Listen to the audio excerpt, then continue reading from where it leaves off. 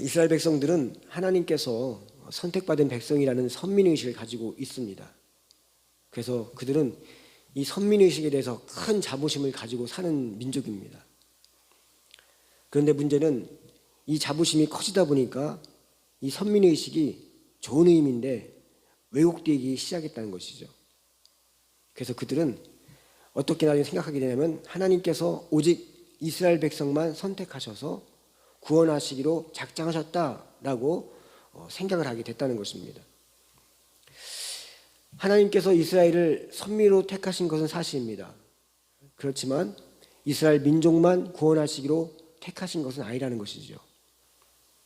단지 이스라엘의 모든 나라와 민족을 구원하시는데 이스라엘 민족을 어떤 대표성을 가진 제사장 나라로 사용하시기 위해서 택하신 것뿐이라는 것입니다.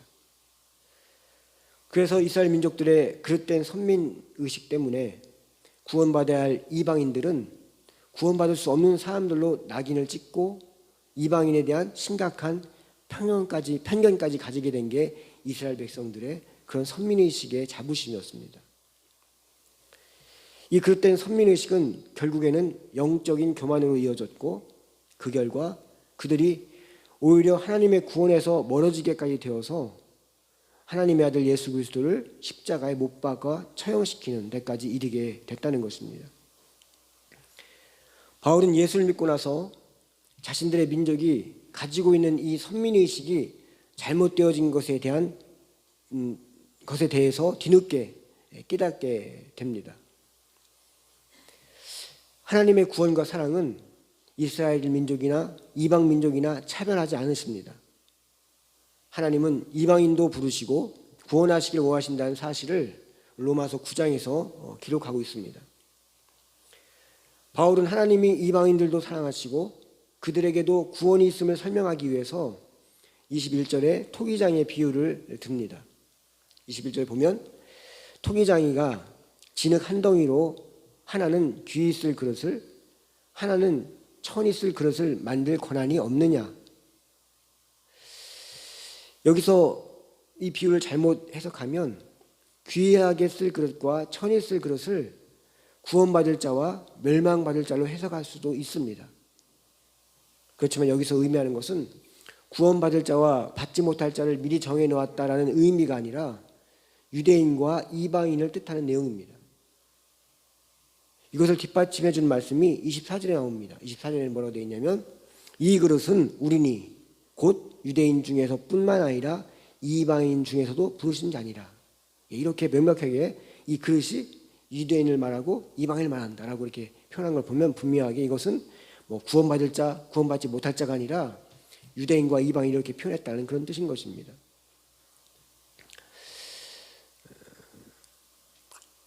그러나 우리가 여기서 눈여겨봐야 할 부분이 있습니다. 그것은 이 비유의 중심이 귀 있을 그릇이 아니라 천 있을 그릇, 다시 말해서 이방인을 이렇게 중심에 두고 있다는 것입니다. 25절과 26절에 가면 그와 같은 의도가 분명히 나타납니다. 우리 한번 함께 읽어볼까요? 25절, 26절 함께 읽습니다. 호세아 그래도 이르기를 내가 내 백성 아닌 자를 내 백성이라 사랑치 아니한 자를 사랑한 자라 부르리라. 너희는 내 백성이 아니라 한 그곳에서 저희가 살아계신 하나님의 아들이라 일컬음을 받으리라 함과 같으니라. 아멘. 이 바울은 호세아 글을 이용해서 이렇게 얘기합니다. 이방인에 대한 하나님의 사랑과 구원이다 라는 이야기를 하고 있습니다. 내 백성이 아닌 자, 사랑치 아니한 자, 이는 다 이방인을 표현한 말씀들입니다. 그런데 이 이방인들을 하나님께서 내 백성이라 사랑하는 자라고 부르신다는 것입니다. 그리고 더 나아가서는 그들도 살아계신 하나님의 아들이라고 부를 것이라고 하나님께서 말씀하셨다라고 이야기합니다. 하나님이 우리를 이방인으로 또는 유대인으로 창조하신 것은 마치 토기장이가 자기의 뜻을 따라서 귀 쓸 그릇과 천이 쓸 그릇을 만드는 것과 같아서 하나님께 왜 날 이렇게 만들었습니까? 라고 따져 물을 수가 없다는 것입니다. 그건 그분의 자유고 그분의 의도고 그분의 뜻인 것입니다. 그러나 하나님께서 필요에 따라서 어떤 사람은 유대인으로 어떤 사람은 이방인으로 창조하셨지만 그렇다고 해서 그것이 어떤 사람은 구원받을 사람으로, 또 어떤 사람은 멸망받을 사람으로 만든 것이 아니라는 것이 토기장 비유를 통해서 바울이 말하고자 했던 내용입니다. 바울은 자기 민족에 대해서 특별한 애정이 있었던 사람이었습니다. 그럼에도 불구하고 그는 오만하거나 자기 민족만이 최고라고 편견에 사로잡히지 않았습니다. 이스라엘을 사랑하시고 구원하시기 원하시는 하나님은 모든 나라와 민족을 사랑하시고 구원하시기 원하시는 하나님이라는 사실을 바울은 깨달아 알았던 것입니다. 우리는 이 본문 말씀과 이 교훈을 통해서 매우 중요한 사실 두 가지를 깨닫게 됩니다. 하나는 우리의 그릇된 선민의식에 관한 것입니다. 하나님은 우리 모두에게 남다른 은사와 달란트를 주셨습니다. 그것은 하나님의 일방적인 선택이고 무조건적인 선택을 통해서 우리 각자에게 재능도 주시고 자격도 주시고 어떤 나름대로의 지위도 선물로 주신 것입니다. 그런데 우리가 그와 같은 하나님의 뜻을 알지 못해서 그것을 하나님 뜻대로 사용하지 않고 그걸 특권인 양 단독적으로 누리려고 한다는 것입니다. 이스라엘 백성들에게 그릇된 선민의식이 있었듯이 우리에게도 그릇된 선민의식이 있다는 겁니다. 그것이 어떤 물질의 부유함이든지 남과 다른 타고난 어떤 재능이라든지 실력이라든지 학력이라든지 능력이라든지 이런 것에 대한 하나님의 뜻을 바로 알지 못하고 바로 쓰지 않아서 이것을 특권으로 누리려고 한다면 결국은 그것으로 인해 우리 삶이 어려움을 겪게 된다는 것입니다. 예전에는 어떤 장을 하고 어떤 지위에 오르가면 거기에 대한 남들의 권위의식이 있고 뭐 이런 게 있었습니다. 근데 지금은 바뀌었죠. 개념이 많이 바뀌었습니다. 어떤 장이 올라가면 내가 모섬하려고 합니다. 뭐 어떤 전 대통령은 뭐 국민을 섬기겠습니다 이런 표현도 쓰고 뭐 이 동네 시골에서 뭐 불악에서 이장을 시키면 이 동네 내가 머슴으로 일하겠습니다 이렇게 뭐 이렇게 개념이 좀 바뀌어 갑니다. 특권을 누리려는 것이 아니라 어떤 남대로 그걸 통해서 이 지역을 위해서 또 어떤 목적에 세워진 공동체를 위해서 헌신하겠다 하는 그런 마음들 쓰여질 때 그 자기 가지고 있는 권위, 자기 가지고 있는 권세들이 정말 귀하고 아름답게 쓰임받을 수 있다는 것이죠. 두 번째, 우리에게도 이방인이 있다는 것입니다. 나와 관계가 좋지 않은 사람들, 우리는 그들을 이방인처럼 생각합니다. 나를 괴롭히고 억울하게 하고 손해보게 하는 가시 같은 사람들이 있습니다. 그럴 때 대개 우리는 나는 문제가 없는 사람인데 그 사람이 문제 있는 사람으로 생각한다는 것입니다. 물론 그럴 수도 있는 것 같지만 대부분은 그렇지 않습니다. 실제로 그런 사람도 있습니다. 우리는 문제 없는데 그분이 문제 있어가지고 문제 일으키는 사람도 있긴 있지만 우리가 생각하는 건 대부분 오해입니다. 그런 경우 거의 없다는 것이죠. 하나님은 나도 사랑하지만 내가 좋아하지 않은 그도 어떠하십니다? 사랑하신다라는 것입니다. 하나님은 이방인도 사랑하시고 유대인도 사랑하십니다. 하나님은 유대인도 구원하시기 원하시고 이방인도 구원하시기 원하십니다. 그래서 하나님께 그렇게 말씀하지 않았습니까? 하나님이 세상을 어떻게 사랑하나? 이처럼 사랑하사. 하나님이 세상을 사랑하십니다. 우리는 세상은 뭐 죄악의 세상이다라고 세상을 막 좀 안 좋게 생각하는데 성경에서는 세상, 모든 인류, 모든 걸 포함해서 세상을 이처럼 사랑했는데 이처럼이 뭡니까? 자기 아들 예수를 십자가에 죽여서까지 그런 데가 이르는 그런 마음으로 세상을 그렇게 사랑하신다라고 말하고 있는 것입니다. 하나님은 우리가 이처럼 쓸데없는 편견을 가지고 그릇된 선미의식 같은 것에 사로잡혀 사는 것을 원치 않으십니다. 하나님은 내가 좋아하지 않은 사람도 사랑하신다는 사실을 우리는 알아야 합니다. 이방인에 대한 열린 마음과 생각을 가지고 있었던 바울처럼 우리의 생각과 믿음이 더 열려지고 성숙되어야 할 것입니다. 큰 두 번째로 아까 지금 여기까지 얘기한 것은 앞에서는 첫 번째 이야기를 한 겁니다. 두 번째 이야기입니다. 두 번째 주제로 들어갑니다. 로마서에서는 믿음과 의라는 단어가 많이 나옵니다. 그만큼 우리가 신앙생활하는데 핵심이 이 믿음이라는 것, 의라는 것이 기독교의 중심을 이루고 있다는 것이죠. 이처럼 믿음과 의는 둘 다 옳고 중요합니다. 그러나 여기에도 순서가 있습니다. 무엇이 먼저인가? 그것은 믿음이 먼저이고 의가 나중이라는 것입니다. 왜냐하면 믿음은 근본적인 개념이고 의는 지엽적인 그런 개념이기 때문이라는 것이죠. 그래서 우리 삶을 믿음에서 시작하면 의로는 자연히 이어진다는 것입니다. 그런데 아무리 의가 옳고 중요해도 의에서부터 삶을 시작하게 되면 그 삶이 믿음으로 자연스럽게 이어지지 못합니다. 오히려 의에서 시작하면 믿음을 잃어버리고 나중에는 의까지 잃어버리게 되고 맙니다. 여기까지는 좀 말이 어렵죠. 무슨 말 이해가 안 되실 것입니다. 이후부터는 조금 쉬워집니다. 바울은 의를 쫓지 아니하는 이방인들이, 다시 말해서 하나님 없이 자기 멋대로 살던 이방인들이 의를 얻게 되었는데, 그것은 뭘 통해서 의를 얻게 되었는가? 믿음을 통해서 의를 얻게 되었다는 것입니다. 이방인들은 그 삶을 의로부터 출발하지 못했습니다. 그들의 삶이 의롭지 못했음에도 불구하고 예수 그리스도를 영접함으로 믿음의 삶이 되었습니다. 그들이 예수를 영접하고 믿음의 삶이 된 후에 그들은 자연스럽게 의로운 삶이 되었다는 것입니다. 그러나 이스라엘 백성들의 의는, 즉 율법에서 그들의 삶이 시작되었습니다. 그는 율법을 잘 지키면 믿음 같은 게 생긴 거라고 생각했던 것 같습니다. 그렇지만 결과 그들은 믿음의 법에 이르지 못했습니다. 본문에 보면 이 뜻이 분명해집니다. 30절부터 32절 보면 이렇게 되어 있습니다. 그런즉 우리가 무슨 말을 하리요? 의를 따르지 아니한 이방인들이 의를 얻었으니 곧 믿음에서 난 의요. 의의 법을 따르던 이스라엘은 율법에 이르지 못하였으니 어찌 그러하냐? 이는 그들이 믿음에 의지하지 않고 행위에 의지함으로 부딪힐 돌에 부딪혔느니라. 이렇게 말합니다. 이스라엘 백성들이 하나님께 대한 열심이 있었음에도 불구하고 구원에 이르지 못하게 된 이유가 하나님의 의가 아닌 자기 스스로 의를 세우려고 했기 때문이라는 것입니다. 자기가 열심으로, 자기 애씀으로 그렇게 하려고 했다는 것이죠. 의를 추구하지 않은 이방인들이 예수 그리스도를 영접함으로써 하나님의 자녀가 되었습니다. 믿음으로 하나님의 자녀가 되니 자연적으로 그 삶도 의로워지고 반듯하게 되었다는 것입니다. 그 의는 믿음으로 말미암은 의였습니다.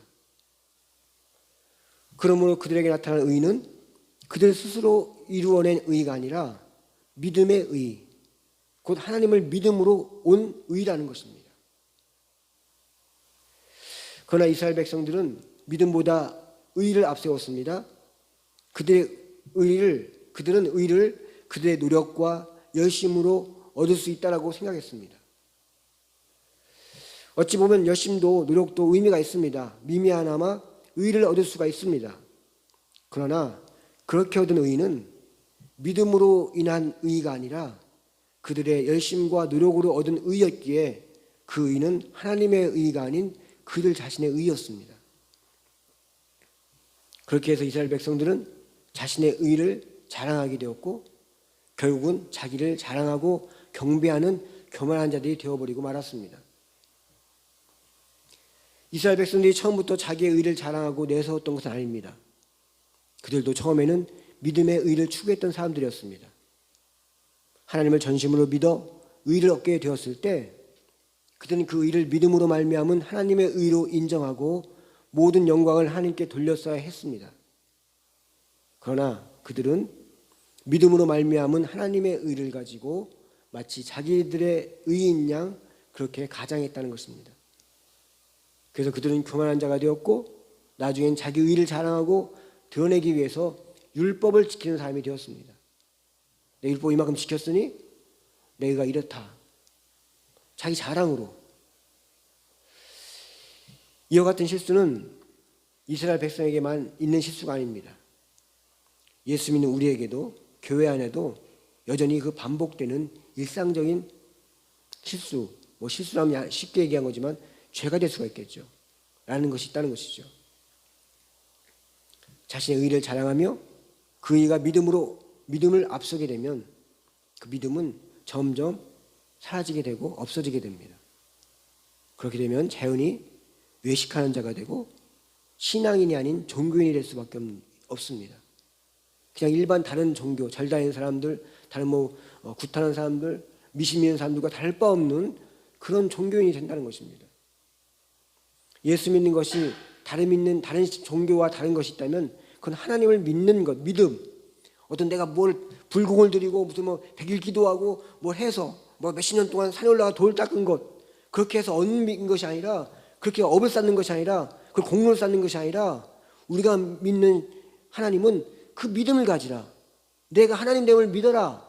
내가 온 세상을 만들고 내가 네 인생을 만들었다는 걸 믿을 때 우리 인생은 새로워지고 거듭남을 경험하게 되고 새로운 인생에 새로운 생각들이 깨어나게 된다는 것입니다.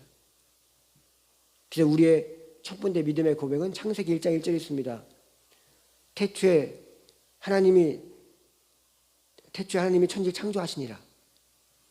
처음에 하나님이 천지를 창조했다는 것, 그 믿음부터 시작될 때 우리는 성경 66권을 다 믿을 수 있는 그런 은혜가 임하게 된다는 것이죠. 우리가 뭘 했다고 해서 하나님께 대단하게 인정하지는 않습니다. 죄송하지만 어떤 종교는 땅에 엎드려가지고 겨가지고 어디 성지순례 한다고 어디까지 가고 그래요. 그게 자기의 업으로 생각하는 거예요. 그걸로 어떤 공로로 생각하는 거예요. 그렇게 많이 하면 저 사람들과 안 하는 사람들과 어떤 신앙적인 영적인 차이가 많이 벌어져서 다니는 대단한 이렇게. 그럼 몸이 붉은 사람은 그거 할 수 없는 거예요. 몸이 붉은 사람은 그걸 할 수 없는, 그거는 몸이 조건이 있는 거예요. 건강한 사람들, 삶에 문제가 없는 사람들, 거기에 집중할 수 있도록 돈이 많은 사람들, 그런 사람들만 할 수 있는 겁니다. 우리가 믿는 하나님은 그런 걸 원하지 않습니다. 우리가 주신 생명의 그 믿음의 고백, 내가 날 믿느냐? 내가 온 세상을 만드신 하나님을 믿느냐? 내가 너의 주인이심을 믿느냐? 그걸 요구하시는 것입니다. 그 믿음을 통해서 우리를 의롭게 여기신다는 것이며, 네가 날 믿었구나, 의롭다라고 하나님께 인정하신다는 것입니다. 그러기에 믿음으로 인한 하나님의 의가 우리에게 주어질 때 우리는 하나님께 영광을 돌리고 우리는 마땅히 할 일을 한 것뿐입니다 라고 겸손해야 된다는 것입니다. 잠언 16장 18절 말씀, 우리 잘 아는 말씀입니다. 교만은 패망의 선봉이고 거만한 마음은 넘어짐의 앞잡이다. 이거는 예수 안 믿는 사람도 누구나 다 인정하는 이야기입니다. 물은 언제나 낮은 곳으로만 흐르듯이 우리의 믿음도 지혜도 은혜는 물과 같아서 그것을 얻으려는 사람은 누구나 다 낮은 곳으로 내려가야 하는 것입니다. 교만하면 이루어진 것은 아무것도 없습니다. 사람들의 비난과 욕과 무시밖에 없습니다. 당장은 대단한 것 같고 당장은 뭔가 이룬 것 같지만 나중에 당장은 그 자리에서는 사람들이 그냥 그 교만함에 굴복할 수 있습니다. 그러나 시간이 지나면 그 역사가 그걸 증명합니다. 다른 사람들이 그걸 다 파헤쳐냅니다. 교만한 마음은 숨길 수가 없는 것입니다.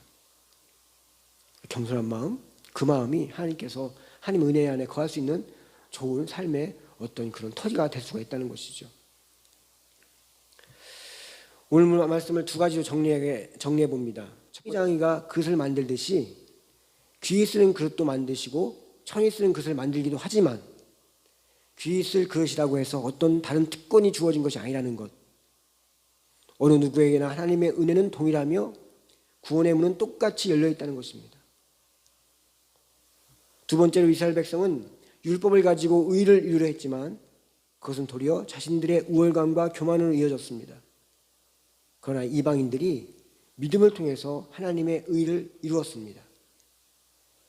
그러기에 이스라엘 백성들 같이 우리가 먼저 믿었다고, 신앙생활 오래 했다고, 교회를 세우는데 큰 공을 세웠다고, 애쓰고 헌신했다고 해서 그것들을 앞세워서 자신의 신앙적으로 우월하다고 생각한다면 그것은 교만일 수밖에 없습니다.